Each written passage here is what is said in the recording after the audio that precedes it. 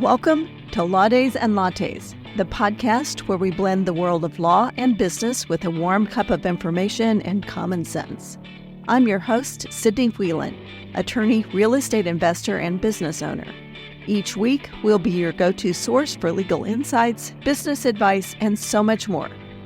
Whether you're a seasoned professional, an ambitious entrepreneur, or simply someone seeking guidance, we'll have you covered. From navigating the legal landscape to empowering you with valuable business strategies, we'll explore the legal side of life and enjoy a virtual latte along the way. So, grab your favorite latte, get comfortable, and let's dive into Law Days and Lattes.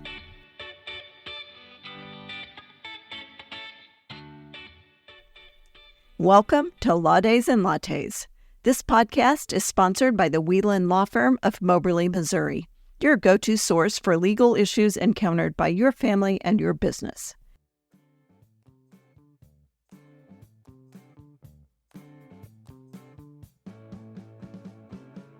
I'm your host, Sidney Wheelan. Welcome to episode number 23 of Law Days and Lattes. Last week, we aired something a little different than our typical podcast. We recorded a local candidate forum sponsored by the Moberly-Randolph County League of Women Voters. Although not all of our listeners live or work in Randolph County, Missouri, my hope is that we all can learn something about local politics, the candidates, and some of the issues that face our county leaders and our communities, regardless of where we live. Today, I want to dive a little bit deeper into the qualifications for candidates, where to find more information on the campaigns and the voting process, particularly when it comes to the Missouri primary election that's right around the corner on Tuesday, August 6th. So, how does the primary election process work in Missouri? In Missouri, the primary election process is used to select party nominees for various federal, state, and local offices. Here's an overview of how it works. Missouri conducts open primaries. This means that voters do not have to be registered with a particular party to vote in that party's primary. On primary election day, voters are asked which party's ballot they would like to receive. So when you go to your polling place on Tuesday, August 6th, you must ask for either a Republican ticket or a Democratic ticket or some other party's ticket. You cannot vote for both Democratic candidates and Republican candidates in the primary election. Primaries are typically held in August of even-numbered years, though special elections can occur at other times. This year, it falls on Tuesday, August 6th. To participate in the primary election, voters must be registered to vote. The deadline to register to vote was July 10th, 2024, for the August 6th, 2024 primary election. If you are not yet registered to vote in the August 6th primary election, you still have time to register to vote in the November general election. To be eligible to register to vote in Missouri, you must be a citizen of the United States, be 18 or older on or before the general election, and not be a convicted felon. If you have been convicted of a felony, your civil rights must have been restored, and lastly, you must not have been judged mentally incompetent in a court of law. So, how does the process work? On the day of the primary election, voters go to their designated polling places where they select the party primary they wish to participate in. Then, the voters vote for their preferred candidates in the various races. When you go to the polls, you must provide proper identification and sign the poll book to obtain your ballot. The acceptable identification that you could use includes a non-expired Missouri driver or non-driver licensed, a non-expired military ID, including a veteran's ID card, a non-expired United States passport, or another photo ID issued by the United States or the state of Missouri, which is either not expired or expired after the date of the most recent general election. If you do not possess any of these forms of identification but are a registered voter, you may cast a provisional ballot. Your provisional ballot will count if 1. You return it to your polling place on Election Day with a photo ID, or 2. The signature on your provisional ballot envelope is determined by your local election authority to match the signature on your voter registration card. If you cast a provisional ballot, you will receive a stub from your provisional ballot envelope with instructions on how to verify that your provisional ballot is actually counted. On August 6th, you will have the opportunity to vote for the following political races: United States Senator, Governor, Lieutenant Governor, Secretary of State, State Treasurer, Attorney General, United States Representative, State Representative, and for the county candidates, you will also be able to vote for Presiding Circuit Judge, Eastern District Commissioner, Western District Commissioner, Sheriff, Assessor, Coroner, and Public Administrator. Your ballot will also contain propositions and proposed constitutional amendments. If you want to see a sample ballot before you go to the polls, check out your county clerk's website. Most will contain a copy of the sample ballot for you to review ahead of time.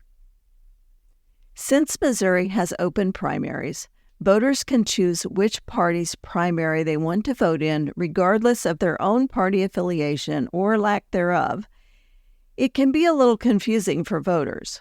Perhaps you are a voter that typically agrees with one party's political stance on most issues. However, all of your candidates that you want to vote for are running on the opposite ticket. The only way to cast a vote for those candidates is to pull a ballot for the political party for which the candidate is running. A candidate who receives the most votes in each primary race becomes that party's nominee for the general election in the fall. During the general election, you will be able to vote for the candidates of both parties on the same ballot. Recently, I had been asked to speak about the qualifications and what it takes to run as a candidate in a local election. So let's start with qualifications for presiding circuit judge in Missouri.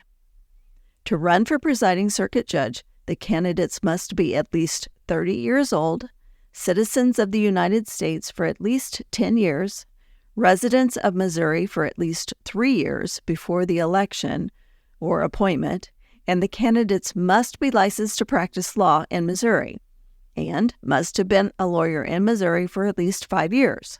Those candidates must be in good standing with the Missouri Bar, meaning they should not have any serious disciplinary actions against them. These qualifications help ensure that the candidates for presiding circuit judge have substantial legal experience, a commitment to the state, and a history of good professional conduct. The qualifications for the position of sheriff in Missouri are: 1. They must be at least 21 years old. 2. They must be a citizen of the United States. 3. They must be a resident of the county in which they are running for election for at least 1 year prior to the election. 4. They must be a registered voter in the county for which they are running. And 5. If you're going to run for sheriff, you must possess a valid peace officer standards and training certification. This is called a POST certification, P-O-S-T, from the Missouri Department of Public Safety.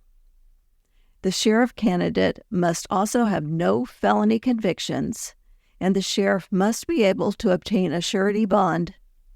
These qualifications ensure that the candidates have the necessary legal, professional, and ethical standards to serve as sheriff. Next, to qualify for the position of county commissioner in Missouri, a candidate must meet the following criteria. Again, they must be at least 21 years old, be a citizen of the United States, be a resident of the county or district they wish to represent for at least 1 year prior to the election, and they must be a registered voter in the county. Just like the sheriff, they must also have no felony convictions and be able to obtain a surety bond as required by state law. Now, the qualifications for coroner in Missouri.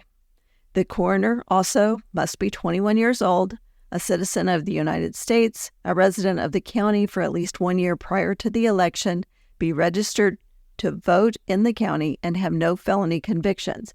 And in addition, the coroner must complete a training course provided by the Missouri Coroners and Medical Examiners Association within 6 months of assuming office. The responsibility of the coroner's office includes death investigations, determining causes of death, and performing other related duties. As for the public administrator in Missouri, a candidate must meet the same criteria. Must be at least 21 years old, a citizen of the United States, and a resident of the county for at least 1 year. The public administrator candidate must be a registered voter in the county, have no felony convictions, and be able to obtain a surety bond. And while not the statutory requirement, relevant experience or education in areas such as law, social work, or public administration can be beneficial. The public administrator candidates must be able to manage financial and personal affairs of an incapacitated individual or deceased person without family to administer their estates. For the assessor again must meet similar requirements. Be 21 years old, a citizen of the United States, and a resident of the county for at least 1 year prior to the election. The assessor candidate must be a registered voter in the county, have no felony convictions, be able to obtain a surety bond, and as far as education and experience, it's not a statutory requirement, but experience or education in property appraisal, real estate, or a related field can certainly be beneficial. All candidates running for election in the state of Missouri are responsible to follow the rules and regulations related to campaigns. The Missouri Ethics Commission is responsible for ensuring that all candidates follow the rules set out by the Missouri Constitution and the Missouri statutes. The Missouri Ethics Commission has the authority to receive complaints and conduct audits and investigations to ensure that the candidate and the candidate committees are properly filing reports. The Missouri Ethics Commission also may investigate complaints regarding conflict of interest laws and other provisions relating to the official conduct of public officials or employees and candidates. The Commission makes transparency of public information a priority in its operations. If you're interested, you can hop on the Commission's website at mec.mo.gov and find detailed financial information about campaign expenditures and contributions. If you're interested in further details, there are many publications and brochures and web tutorials explaining Missouri's ethics laws, requirements, and regulations. The Missouri Ethics Commission is dedicated to providing assistance and training for public officials, candidates, and others wanting to understand ethics laws, particularly as it's related to elections. So, are you interested to know who contributes to your local candidates? Do you want to know how much the local candidates spend on their campaign? You can find any and all of this information and more on the Missouri Ethics Commission website. As you prepare to go to the polls on August 6th, and I hope you do, please remember that as a citizen of this great country, you have a responsibility and an opportunity to choose the best candidates to become the next leaders of your county and state. As I read the qualifications for each of the candidate positions, please keep in mind that these are minimum requirements. Each of your county officials have important jobs. Not all of those positions require a formal education. However, all of those positions require hard work, dedication, and a willingness to serve. I urge you to consider each candidate's qualifications and experience, as each of those candidates, once elected, will be the ones trusted to take on the important job of running our government. Choose carefully. It does make a difference. Thank you for listening today. I hope that you take a little bit about what you have learned, do a little research on your candidates, and most of all, exercise your right to choose the people most qualified to lead and serve. If you have questions about anything we've talked about on this podcast, please reach out to me at wheelanlaw.com. I will also put our contact information in the show notes. Also in the show notes, I will include links to the Missouri Secretary of State website on elections and voting, and I'll provide links to the Randolph County Clerk's Office, which has information about the local elections and the voting process. As a reminder, please like and subscribe to our podcast so you don't miss a single episode. If you enjoyed this episode, please give us a 5-star review and share it with your family and friends. As always, my friends, grab a cup of coffee or your favorite latte, hold your loved ones tight, and have a great week.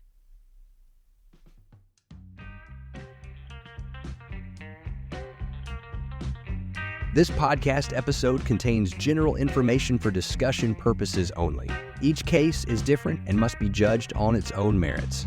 Missouri rules generally prohibit lawyers from advertising that they specialize in particular areas of the law. This show should not be construed to suggest such specialization. Nothing on this show should be taken as legal advice for any individual case or situation. This information is not intended to create an attorney-client relationship, and the listening or viewing of this podcast does not constitute an attorney-client relationship. The choice of a lawyer is an important decision and should not be based solely upon advertisements.